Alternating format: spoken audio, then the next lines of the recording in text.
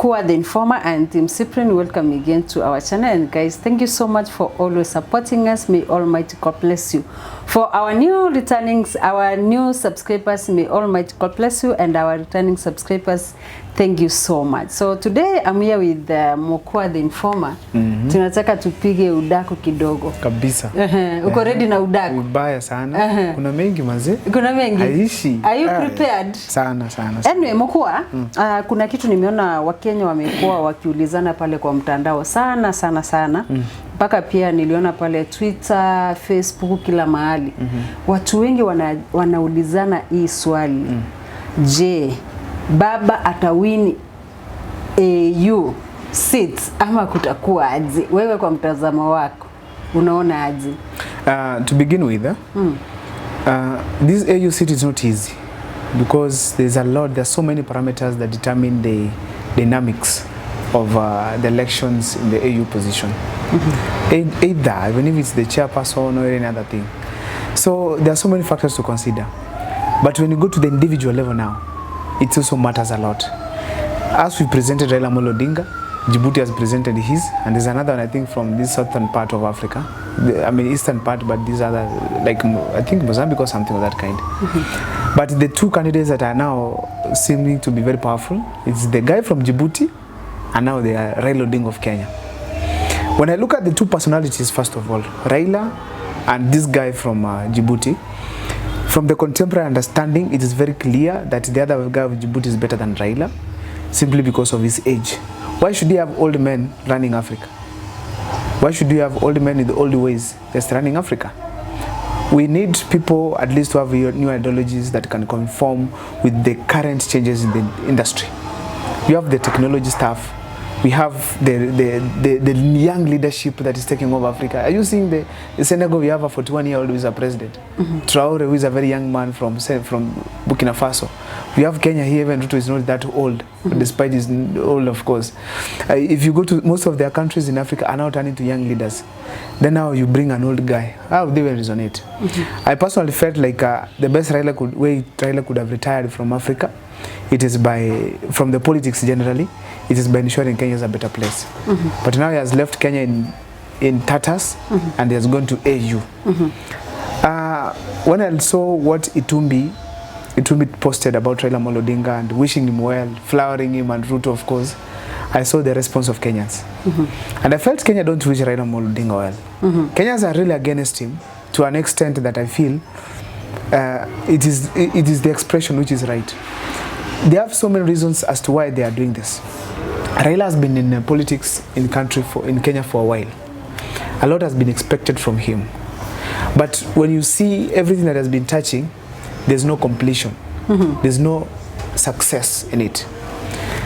Let's start from some of the achievements that Raila has been associated with in Kenya.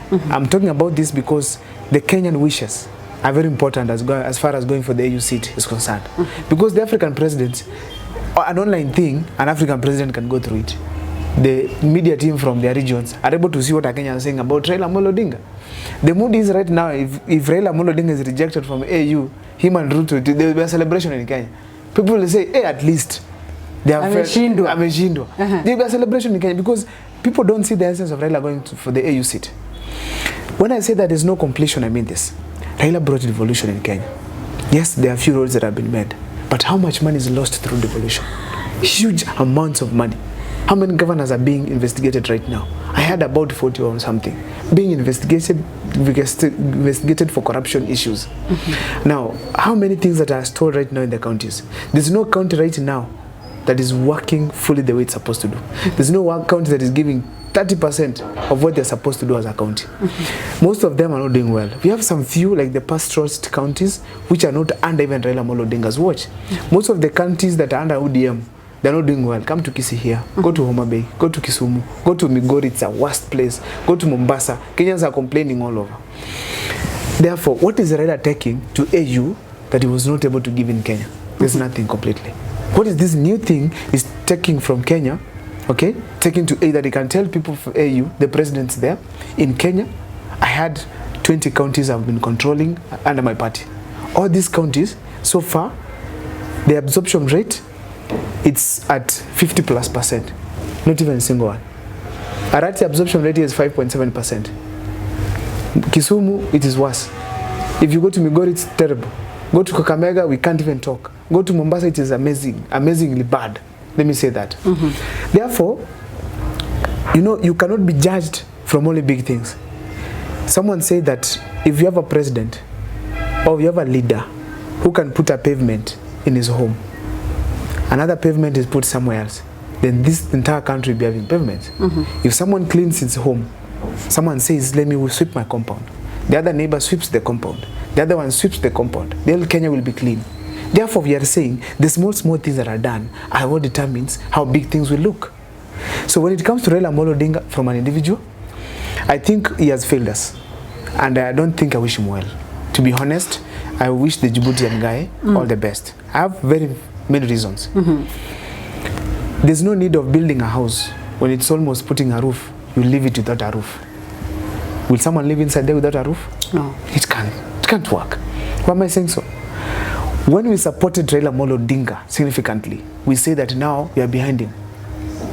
He reached at somewhere where we need him to deliver for us. He disappoints us. He comes back again. We say anyway, ni mzee, ni wetu. Let's support him again. We reach somewhere we are supposed to achieve. He disappears again. I'm giving an example of a handshake that he had with Uhuru Kenyatta. He had a handshake with Uhuru Kenyatta and said, stealing of votes of Kenya in Kenya has been happening. We need to reform the IBC.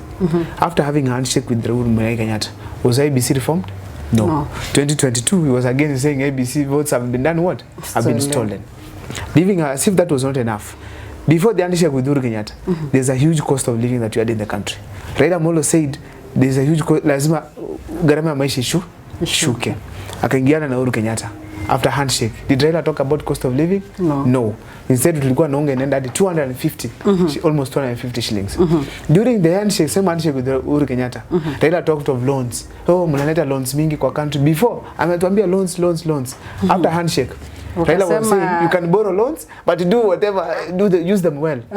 Did the loans stop being borrowed in this country? No. We had borrowing of Kenyatta going on. Raila used to talk about corruption. When Uhuru Kenyatta gave him a chance, now you're with me. Did he advise him about corruption? No.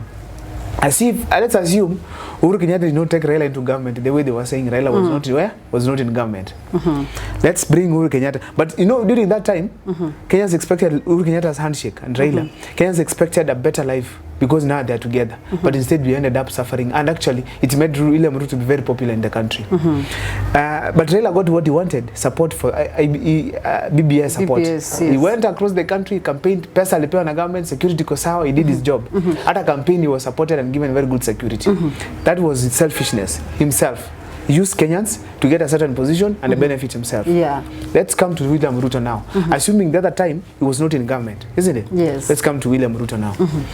Kenyans, Raila reached a point, called for people to go to demonstrations against the stolen votes, which we voted, not him alone, Kenyans as well.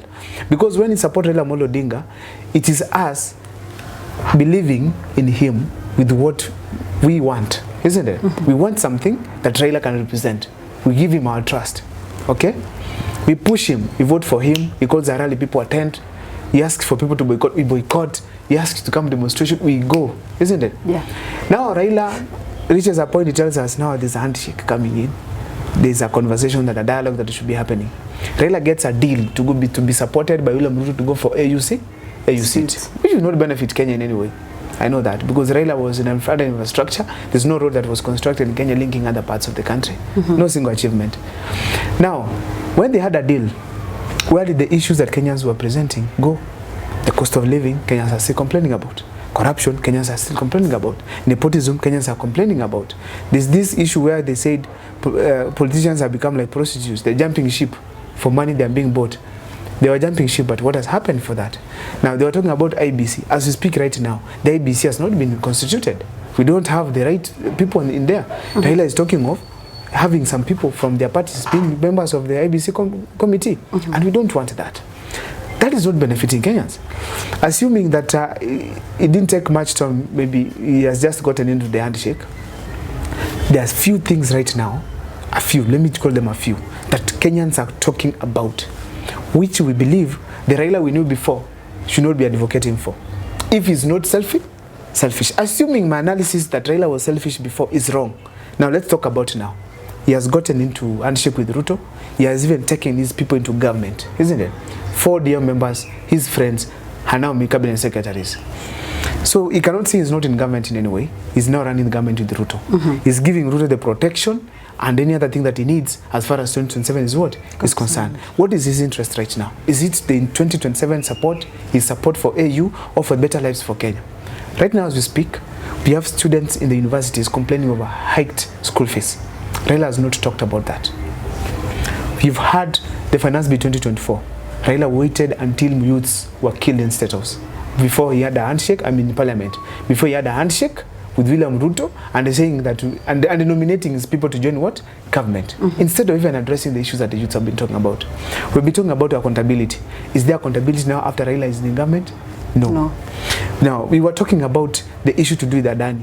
Raila knows very well that that deal, it is not good for Kenyans. But why is he quiet now? Why is he quiet? He's not raising it to tell Kenyans now, I'm with you. The issues that the popularity Raila has received across the continent is because of the support Kenyans gave him. He did not force anybody to support him. Are you getting this? It's not the support he was getting. Luo Nyanza does not give the votes, okay, that can match even the coast and even the western region of Kenya. We all supported him. Regardless of anything, we gave Raila as an option, isn't it?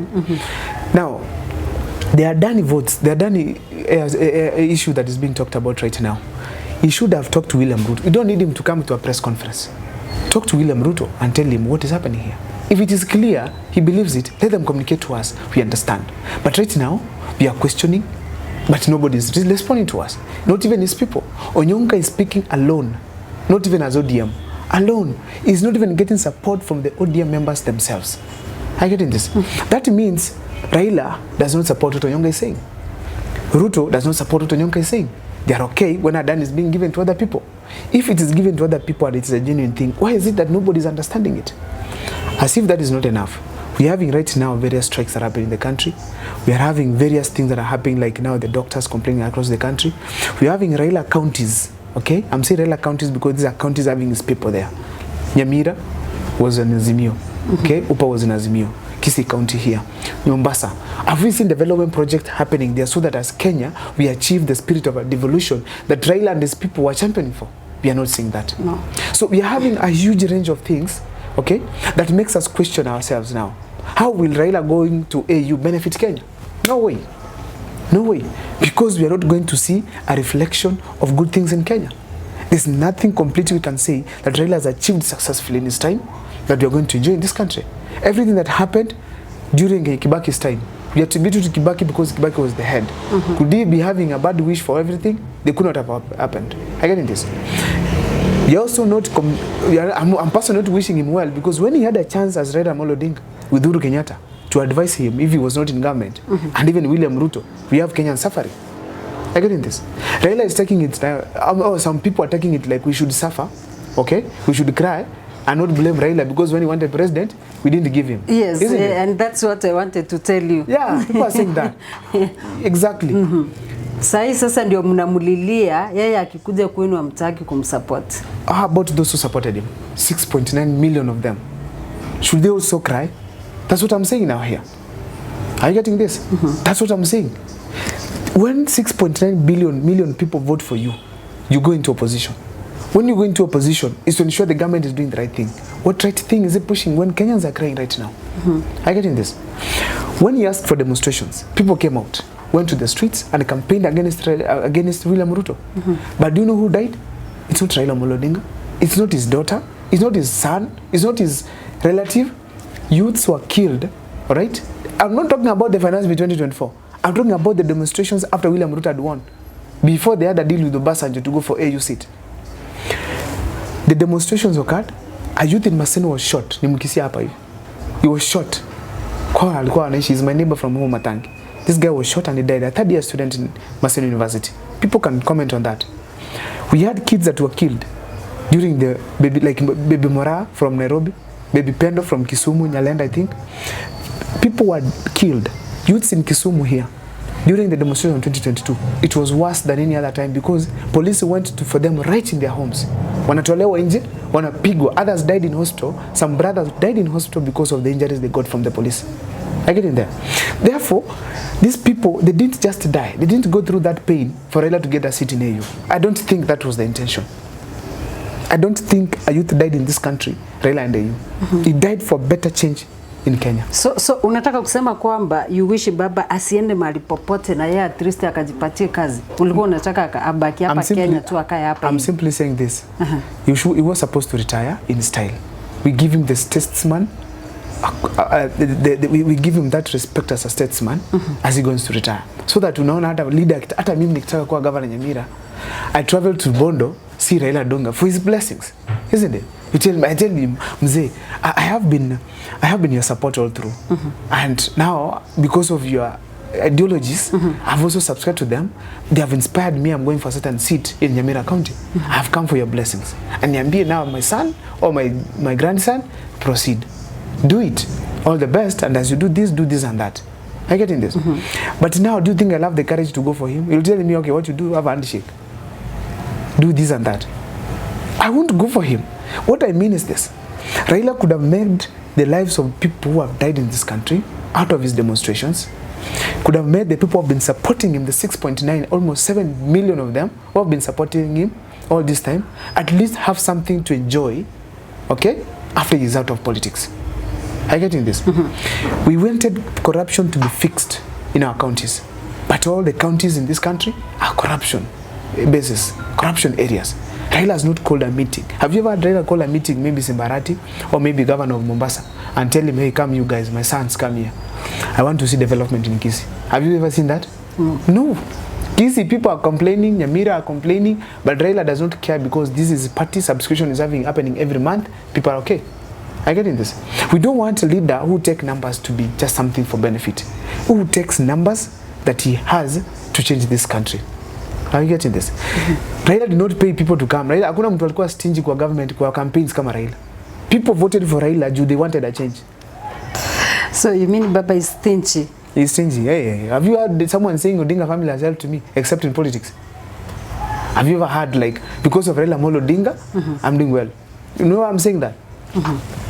When we wanted a deputy governor in Kisumu, Raila saw his daughter, his sister. In 2017, when we wanted someone to go to Iala, Raila saw his brother Morara Odinga. In 2022, when we wanted somebody to go to Iala, Raila saw the daughter, Morara Odinga. In Siaya here in 2022, when we wanted a senator, a youthful senator, to come and survive from Siaya, Raila saw his brother, Morara Odinga, who is 82, cannot even see well, cannot even remember some things. He's now the current senator of Siaya, telling us, let them wazees talk, let the elders to tell you what to do. Elders to tell us to allow people to be killed in the streets. Raila said recently that all those youths that died in the demonstrations will be compensated. Have you ever had even one compensated by the government? No. But Raila's things are happening right now as you speak here, and like, yeah, you saw him in China, going to take a loan with William Ruto and give him a platform to meet other African presidents to campaign for himself. While in Kenya, we are growing. I get in this. People are saying you wish Raila was there. Oh, we wish even that we could not have some of the things that he brought in this country. But nevertheless, we have come out to fix it. If Gen Zs have come out to fix it, why do you come and stop the demonstrations by simply diverting the conversations and taking your people to government? I wanted to see Raila, who says, William Ruto pause, the government pause. What are the Gen Zs talking about? Gen Zs are seeing under accountability. Where is the public audit? Where is the public audit? Where has it been done? No. Therefore, we have a range of reasons that we have, because Raila has never been a president in this country. What he has been enjoying is the support of Kenyans, the support of the Kenyans behind him. That support that he has been getting is the one that has propelled him to even gain popularity to go for the AU seat. But why is he taking that those supporters don't need to benefit from his popularity? The power the people have given him, it's not just to make him have seats, get chair, or maybe go and be employed even in the UN or become the US president. It is not that's the case. We have given him that power so that at least we can get change in Kenya. So someone is saying stop blaming Baba. Stop. We blame him fully because we didn't waste our time going to vote for him. We didn't waste our time whenever he said left, we go for left. We didn't waste our time. It was not for nothing when we used to say boycott Safaricom. I bought Airtel. Okay? Nikaacha kutumia Safaricom. Sijaka Safaricom credit for the past many years because of that. I think this. Now, when we reach a point we are deliberating ourselves now as youths of this country, he again comes in to nominate his people. People die in the streets as youths. He brings Mbadi, brings Joho, who cannot show us anything he did in Mombasa. He brings Mbadi, who cannot tell us anything he did in Mbita, except being an ODM chairperson and supporting Raila Odinga. He brought Opiyo Wandayi, who cannot show us any school that he built well, like Ndindi Nyoro can do, okay, from Ugunja, okay. He brought Oparanya, who is being investigated by EACC for corruption cases. It's so sad. Let him go, be defeated, and see how he'll come home with humiliation. He won't win that seat. Me, I'm confident because I feel we need more of integrity, okay, than mass. Because, you know, Raila did not want this seat. If you listen to his speech, and I want you to be very careful, when he first announced he's going to vie for the AU seat, AU Commission seat, chairmanship seat, he said one simple thing. Africa has called for me to go and serve them. And who am I to deny? I will go. Which Africa called him? Which people told him? It's Obasanjo, isn't it? Came and told him now, leave Ruto to rule. You come, we take you to where? To AU seat. To AU. I'm telling the African presidents and the African citizens, okay? The African continent. There's nothing, there's no agenda Raila has for Africa. Not even one. It doesn't have anything. He didn't plan it before. All these things that he's telling us, he's been telling in his press conferences, our forefathers wanted this. He has been telling us here in Kenya. When they come to a time for to deliver what our forefathers were saying, he only gets his deal. Raila will have a deal with China, or will have a deal with the US, he will forget Africa. Anyway, so Tim Mokwa, the informant, Tim Sipri, what do you think about the idea of Mokwa saying baba hawezi akashinda kiti cha AU? Ashindi. Na akishinda. Sijui pengine labda wewe kama mtazamaji wetu. Afrika itaumia. Itaumia. Hakuna kitu mbaya tuletea. Ruto is a puppet of the US. He will go with Raila. Raila will present himself as a flower girl. Puppets. They'll be puppets. So Africa will be ruled. Will be ruled by America. Colonized again. Yes. Right now we are being colonized. In short, we'll be colonized further. Because right now we are colonized by the foreign countries using the Africans. Yes. Okay. Indirect colonization. Atujui labda wewe mtazamo wako ni upi hapo kwa comment section, tuelezee angalau tuweze kujua uko na yapi ya kutuambia. Kutoka kwetu tunasema asante, see you in our next video.